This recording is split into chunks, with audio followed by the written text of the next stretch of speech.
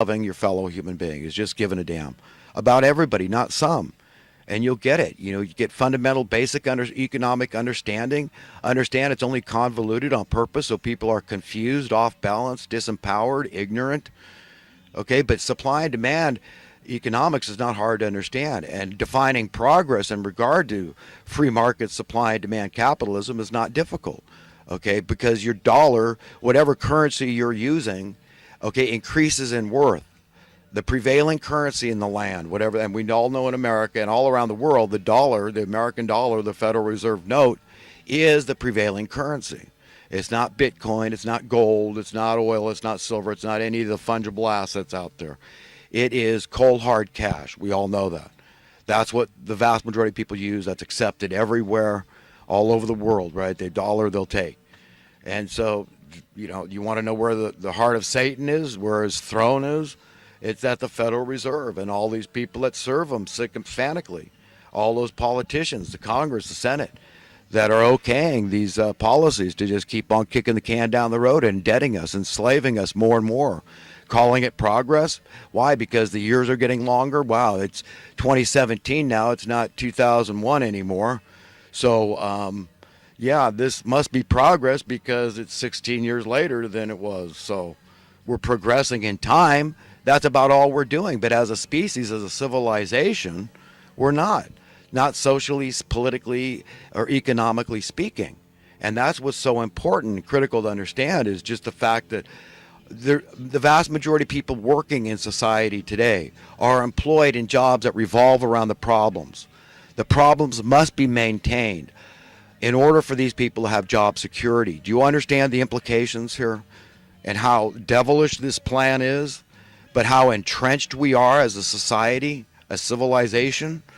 In the crime. I mean, if you just ended desperate poverty, just extreme poverty, crime would plummet overnight if you just put your foot down. And then that would your taxes would have to go down because you're not spending $50,000 a year to keep some thief in jail, right? Some criminal, okay, in jail because he acted out of financial desperation.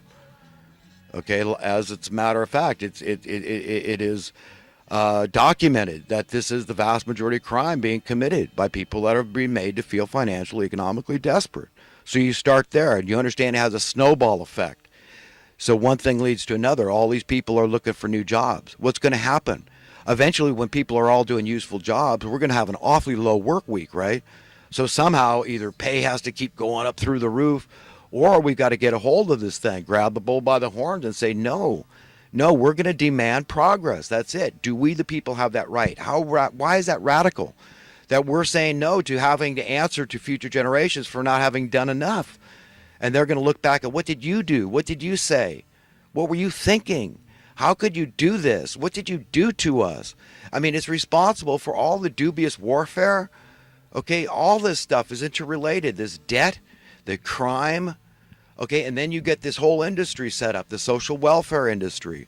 Now all these people are employed there. Now if you end desperate poverty through just dollar inflation, which means that your dollar inflates in worth through just the natural progress, nothing forced. This is what happens in supply and demand free market capitalism.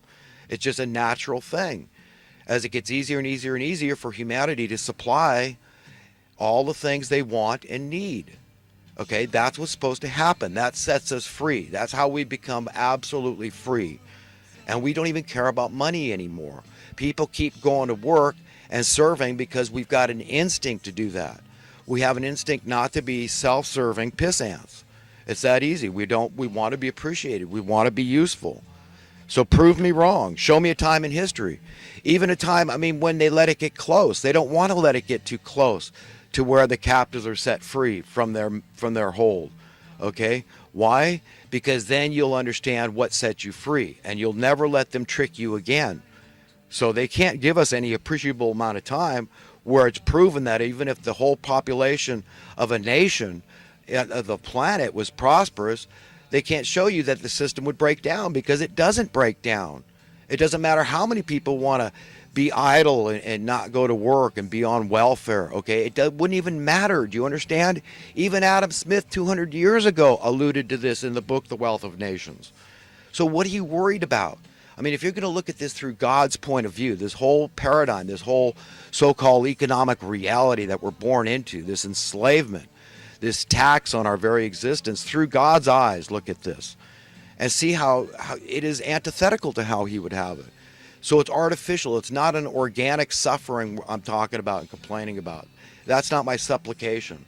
My supplication to humanity to understand, that I implore people to understand, that I'm trying to impart and convey to people, is simply that I'm not the wild-eyed pipe dreamer, okay? I'm a logical guy. I'm fiscally prudent. I believe, and conservative in that regard, okay? I believe that taxes should go down. They're part of the cost of living, and that would diminish. So your tax dollars go up in worth. That's how we should look at it. Whenever your price for anything goes down, that means your dollars relative to that thing, that service or commodity, just went up. They just inflated in worth. So it's a very simple thing, just like a scale. But that's what we need to see. That's how we need to prove progress. That's the evidence for progress. That's the metric. That's the gauge for progress, is just saying, hey, my dollar is going up in worth, and I see light at the end of the tunnel, because if this thing keeps going like this, I'm not going to need money at all. I'll have a few pennies and I'll be a billionaire, relatively speaking, in terms of worth, what I can purchase with that few pennies. And then we work and serve each other, okay, with a bounce in our step, with joy in our hearts, and a song on our lips, okay? Just the way God wants us to live. And, you know, so eventually all those organic things, the sufferings that we have to go through that are nothing we can change, like gravity being too deadly. You got to warn your children, don't go too close to the cliff, because if you slip off, okay, it's deadly. It doesn't have to be like that. If you use your imagination, understand God's controlling the gravity gauge. But for whatever reason, evil got control of the gravity gauge. So now it is deadly. Whatever we went through, it got in our DNA, this original sin, the fall of man, this fruit from the tree of knowledge of good and evil, the forbidden fruit that we ate, whatever that's a metaphor for. It's something bad happened, okay? And so all the bad, the diseases, okay, an inferior, vastly inferior atomic structure. We've got snakes and stinging insects. We've got heat, punishing heat. We've got bitter cold. We've got all these natural disasters. Evil got a hold of the earth and all creation because of whatever happened on that fateful day for humanity. We had the free will choice that God can't take away from his children, because otherwise all he's got is automatons. So it needs to be understood why it's so important that he kept that free will, that we've got to choose to serve him and to obey him of our own, because we want to. We want direction, right direction. We don't want to go off the cliff, okay? We want to be happy and content and free and joyful, right? I mean, in our right minds, anybody in the right mind wants those things. And so they're not wanting to keep it from anybody else, okay? But yet we've been trained to think that that's okay, that somehow we can enjoy our lives and deny our own conscience, okay, and not care about other people when we can't. We are one family, the family of man, the family, one race, the human race. We're God's children. We're very special, and we should all think of ourselves as very special, very beloved, and we should reflect the glory of God and point to him. Always defer any glory, because who needs it? I mean, it doesn't do me any good. I'm just a creation.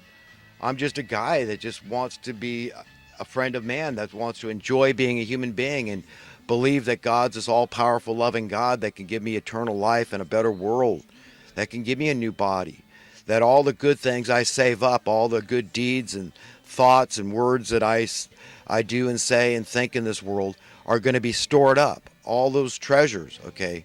And I've got to be on the same page as God. We've got to see through divine eyes, his eyes, and know what those treasures are. It is you, it is me. We are the treasures. He's after the souls of men. He wants our affections of his own free will and accord, his loyalty. He wants us to know him and to share him, reflect him properly in how you describe his character, his nature, his personality, how we represent him. He wants it to be proper. He's quick to forgive and slow to anger. He's not like us. How we wish that our enemies would be struck with lightning bolts, right? Secretly in our hearts, and we somehow feel self-righteous about that. Say, well, God certainly understands. I mean, look what an a-hole, look what this person did to me, or whatever. Okay. Uh, Remember what Jesus said. He said that's akin to being a murderer when we don't forgive from our hearts, basically. That's what God does. So we're always striving to be more like Him, to understand He is that big puppy dog, okay, that you don't want to get on His bad side because it's so difficult to get on His bad side. He's just a loving puppy dog, okay, that's not discriminating in any way. It's that has no, it's that love that has that agape love that has no conditions. It's that unconditional love that's poured out from a puppy dog, right? So the whole idea to a normal human being is repugnant. To try to make that puppy dog your enemy is abhorrent to a normal person. But yet we're all doing that every day in our attitude toward God and toward humanity because we've been trained to be like that. So again, the small-minded, narrow-minded brute beasts that just think of ourselves, in this temporal existence. We don't think ahead. We don't, we ever consider just the fact that it's scientific to know our lives might be over today, and it's not a negative thing at all. It's not morbid at all. It's just the reality. It's a scientific fact. So it's a big deal because we don't get another chance to be that person we want to be, to think those thoughts we really wanted to think, and to say those things we really wanted to say, and to do those things we really wanted to do. We don't get an opportunity again. Or conversely, to not do those things we wanted to do, not say those things we didn't want to say, and not thinking those thoughts we didn't want to think. You see? And it's our choice. Nobody can make that choice for us. We've got to decide the highest understanding of everything that we read about God. Okay, when it comes to understanding His character, His nature, His personality, always remember it's exponentially more, infinitely more, incalculably more than we can ever imagine. But we should spend a fair amount of time every day just tuning in. It's called a relationship. It's a relationship with your owner, with your creator, because none of us own ourselves. How can we? We can't decide where we go from here. Do I have the ability to raise myself up, resurrect myself? No, I depend on God just like everybody else. There's a certain amount of letting go and faith and trust we have to have in something and somebody. And I recommend trusting God, your owner, because it's like a free insurance policy. What do you have to lose? You give yourself to Him and say, Father, like Jesus on the cross, into your hands I commit my spirit. And please, just overlook all the negative things that didn't please you, that weren't a fragrant aroma in your nostrils. Forgive me, God, in your boundless compassion and mercy. And just keep those real things about me, those good things that pleased you, that were a fragrant aroma in your nostril.